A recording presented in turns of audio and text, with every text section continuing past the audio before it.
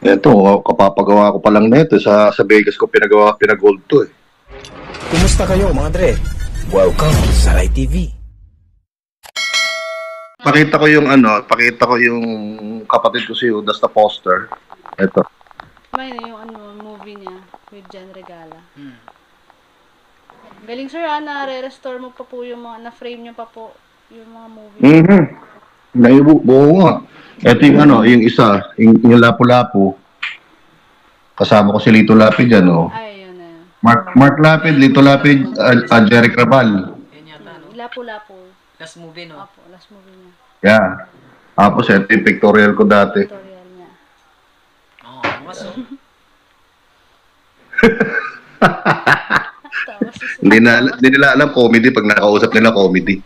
Kaya nabuo itong Rai TV, sir. Mahilig talaga ako sa ano. Kaya kilala ko po kayong lahat eh. Kayo po yung mga naabutan ko eh. Salamat. Kasi ako rin, nag-iisip din ako, sabi ko, ganun na lang. Pagkatapos sa 13 taon, you know, I did it for 13 years. Sabi ko, parang ganun na lang. Well, sabi ko, ganun talaga ang buhay. Talaga hanggang ganun at wala na makakaalala. Pero natuwa ako kasi sinasabi ni Mrs. Uy, may gusto kong mag-interview sa'yo, sa Rai TV, ganyan. Ay, ganun ba? Oh, sige. Talaga. Sabi ko, kaya lang, sabi ko, ang dami namin pinuntahan kasi pa, nag-aling pa kami ng Canada. Kasi dito, work hard, di ba? Work hard. Pagkatapos, enjoy hard, di ba? Yes. Ito pare, yun ang iningatan ko. Yun ang iningatan ko. Kasi nakapag-umpisa na kami ng konti rito dahil lahat ng properties ko, lahat ng kung ano ko sa Pilipinas na yung iba, kahit konti nabenta, tapos din na namin yung konti rito. It's not done much, pero kasi nga, nung panahon na yun, yung misis ko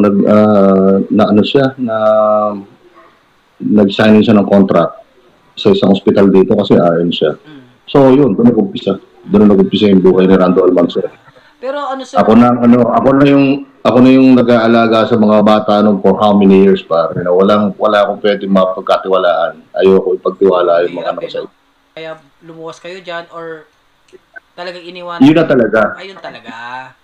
Yun na talaga. Kasi yung basic ko nga, ang nangyari niyan, yung parents ko, pero sabi nila, sabi mo ko na doon sa kay Jenny, sa misis mo na i-applyan tong na to at meron dito ang opening, ganyan. May misis ko naman talaga, matalino yun eh. In-interview pa lang, pasado ka agad eh. Kaya right away, kagad kami, green card kagad kami. Wow, galing. Lahat kami pumunta rito sabay-sabay.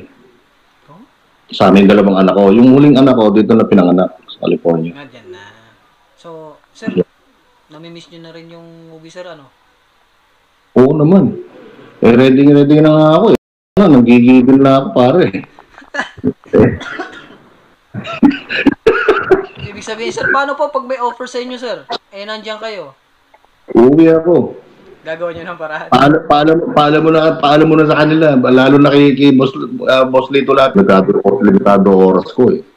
Ang lakas niya. Limitado oras ko. Saka, hindi mo na ako mayroon pag-usap sa ganyan. Hindi mo naisipin yung talent fee. You know what I'm saying? Yes. Kumbaga, Yun ang kailangan parang ang importante. Hindi naman sa ano. Hindi, okay lang. Okay din naman. Ibig sabihin, for the record, you did something for this year again. After 20 years, you know? Yes. Sir, sana makabalik nga kayo, sir. Mapanood namin kayo ulit. Sir, kumusta ang health? Okay naman health nyo, sir. Wala namang problema. Ano po? So far, okay naman. Yeah. Pero ever since naman, meron na rin akong mga maintenance for high blood pressure. Alam mo, normal naman yun. Siyempre, as we age, talagang kasama. Kahit, siyempre, ilang taon na lang. Mga 4 na taon na, 60 na ako. 56 na ako ngayon eh. hindi alata. 56 na. Parang 56 26 na. Yun na nga eh. Sige, amot pa, parating na yung package dyan.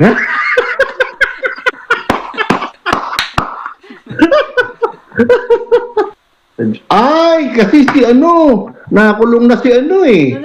Nakulong na si Tanggol eh. Yeah. Si Tanggol. Yes. Nakulong sila, sir. Nakulong. Hindi nakulungan ako. Katakot-takot na saksakan to. Bugbugan to. Bagay na bagay sana kayo dun, sir. Uwi na kayo, sir. Oo nga, hindi. Pag sinabi sa akin kasi pag sinabi sa akin, uwi ka, siyempre, may dahilan. Bakit ako nakulong, di ba? Magpapahuli muna ako. Pagpapahuli muna ako kay Dimagi ba, di ba? Nanonood pala kayo, sir. Eto, dito lang ako sa bahay ngayon, pare. Tingnan mo, pakita ko. Kasi nung lately, nahilig naman ako sa music, pare. Hmm. Ayan, at lahat yung mga... Tugtog din kayo. Oo, ayan, no? Parang si ano, sir, na-interview ko si Ayun, no? Robin Aristorenas, tumutugtog din. Ayan, no? Pare, oh. Yan yung gamit ko, pare. Dami. Pakita ko sa'yo. Ito yung mga gitara ko, ayan. Yan ang mga gitara ko, ayan. Music pala hilig nyo talaga, sir, no? Oo. Yeah. Wow. Yan. Sana ko. Pakita ko sa'yo yung ano. Sige po. Pakita ko naman sa'yo sa... Nandito yung drum set ko sa garahe. Sige, sir, i-house tour nyo po kami, sir. Oo, yan. Pwede. Ayan, oh. Kompleto ng gamit, oh. May banda ako rito, eh. Ah, yeah, kasi nakita ko po yung birthday po nung anak nyo. Oh, yeah. Ayan po, Nakita mo ba? opo, yan po pala yung gamit yung mga instrument, sir. Yeah, yan. Hmm. Yan, yun ang mga gamit ko. Yan. O yan, yung mga kasing ko rito. Ito mga to, totoo.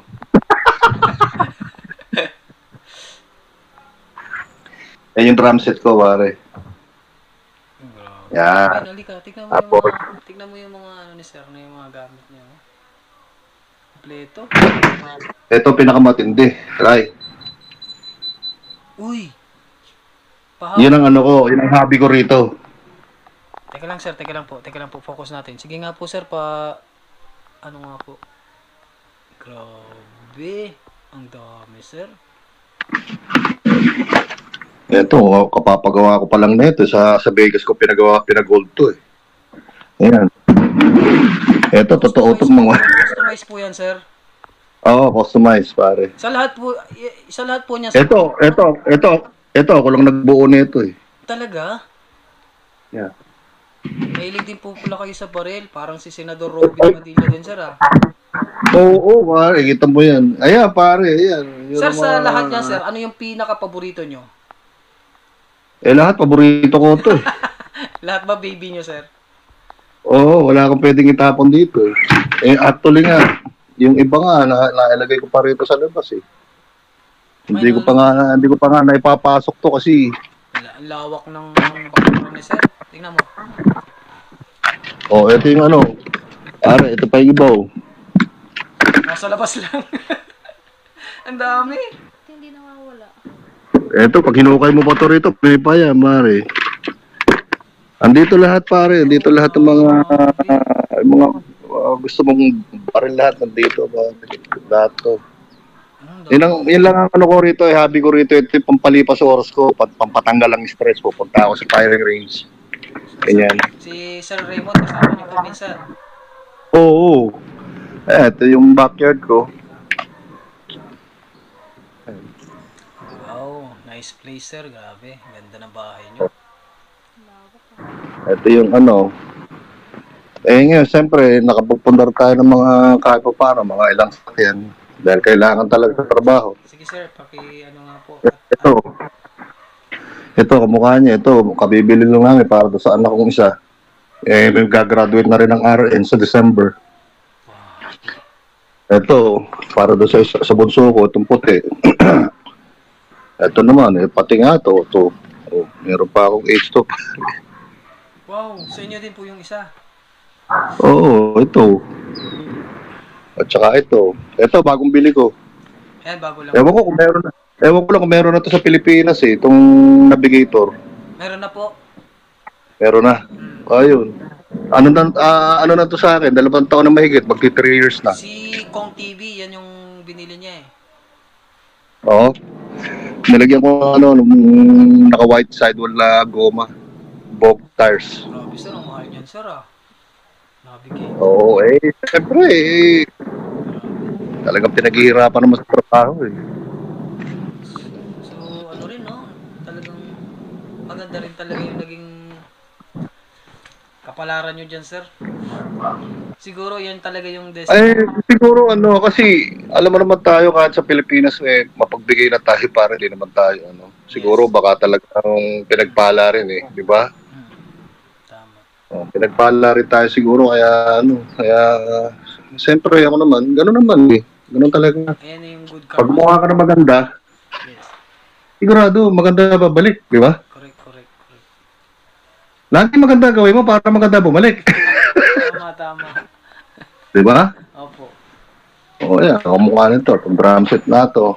Sir, alam niyo po ba, sir, marami nagre-request sa inyo? Oo, ganun pa? Opo, actually, sir, lahat po ng nare-request ng mga followers ko, yung po yung ini-interview ko po, yung po yung hinahanap ko. So, kailangan sundin. Ganun? Opo, so, kumustahin niyo sila, sir? Uy! Salamatan. Kamusta lahat ng mga followers ng Rai TV? At saka wag na wag nyo lagi kakalimutan mag-like lagi kay Rai, ha? Salamat. Eto, talagang hukubag ko, gagawin niyo yan. Kung hindi ko kayo sasama kay Lito Lapid. Saka maraming salamat sa lahat ng sumusuporta kay Rai, ano? Totoo lang, talagang napakabait itong mag-asawa na to, tsaka talagang matyaga sila para bigyan ng daan at makita kami muli. Ako actually within 20 years, hindi pa ako nakagawa ulit ng pelikula since 2003. Last na yun. Kasi 2003 mapunta kami ng Amerika eh. Yeah. Sir, sa privilege po para sa akin kasi idol ko po kayo eh. Isa po kayo sa mga hinahangaan ko. Nung sabi ko nga po sa inyo kanina, naabutan ko yung yung prime ninyo eh. So, salamat po at pinagbigyan niyo kami, sir, ha. Uy, naku, walang problema. Ito pare, makakita mo to. Ito, nakaset up ako dito. Tingnan mo. Ako sa'yo, ikaw ay aking.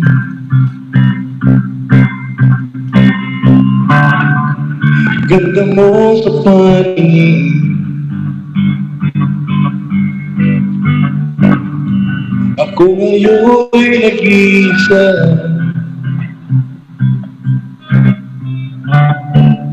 Sana ay tabihan na. Tutugtugan kami ng mga mga barkada sa dito sa bahay. Kumbaga, yun ang pampatanggal mo ng stress dito kasi grabe yung trabaho ko kasi sa nga ako sa Department of Corrections, di ba?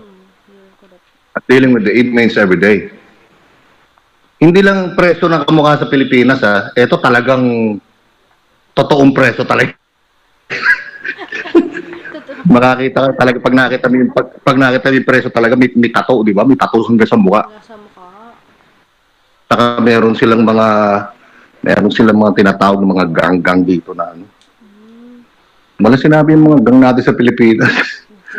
Ito kahit pag-uwi mo ng bahay, pwede ka sundan. Kaya lahat ng sasakyan ko, naka-block yung plaka. Si Isberhel, mata lang, pare. Mata lang. Nagkakalita na. Mata pa lang. Akala mo may eksena kami dalawa, nagtingin na kami ganyan. Nagtingin na kami. Tingin na kami ganyan. Wala kumukurap. Bugbugan pa kami niya sa palaya na may tubig. Sabi ko sa'yo, walang cut-up. Kulang kami na yung nakaganyan yung camera. Suntukan kami dyan kahit anong mangyari. Sabi ko, pare, ako susuntok. Suntukin mo ko. Kalimutan mag-subscribe. Paalam.